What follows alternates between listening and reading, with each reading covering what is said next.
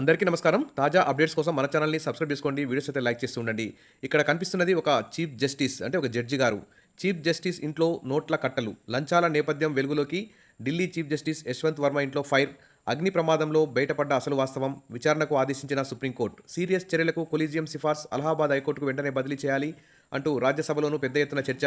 పారదర్శకత ఉండాలన్న ఉపరాష్ట్రపతి ధన్ఖడ్. ఇక ఢిల్లీ హైకోర్టు ప్రధాన న్యాయమూర్తి ఇక్కడ కనిపిస్తున్నటువంటి వ్యక్తి తను చీఫ్ జస్టిస్ హోదాలో ఇలా లంచాలు తీసుకోవడం పట్లయితే దేశవ్యాప్తంగా ప్రస్తుతం అయితే చర్చనీయాంశమైంది.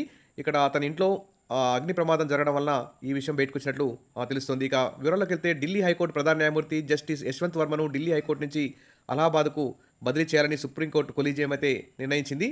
ఇక పెద్ద మొత్తంలో డబ్బులు దొరకడంతో ఈ నిర్ణయం తీసుకున్నట్టు తెలుస్తోంది. కాగా చీఫ్ జస్టిస్ నివాస భవనంలో మంటలు చెలరేగడంతో సహాయక చర్యలు చేపట్టిన పోలీసులు ఫైర్ సిబ్బందికి ఓ గదిలో గుట్టలు గుట్టలుగా ఉన్న నోట్ల కట్టలైతే కనిపించాయట.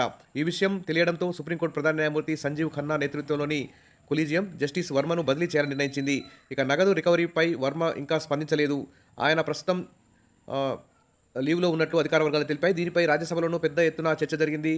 వ్యవస్థ పారదర్శకంగా ఉండాలని రాజ్యసభ చైర్మన్ ఉపరాష్ట్రపతి జగదీష్ ధన్ఖడ్ కూడా ఇక్కడ పేర్కొనడం విశేషం.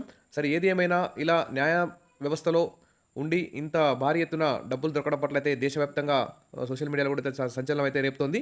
ఇక మరిన్ని అప్డేట్స్ కోసం మన ఛానల్ని ఫాలో అవుతుండండి. వీడియోస్ అయితే లైక్ చేస్తూ ఉండండి. ఇక్కడ గుట్టలు గుట్టలుగా దొరికిన డబ్బులు ఇక్కడ అగ్ని ప్రమాదంలో అతని ఇల్లు కాలిపోతున్న సందర్భంలో ఈ విషయం బయటికి రావడం ఇదొక చర్చనీయాంశమైంది.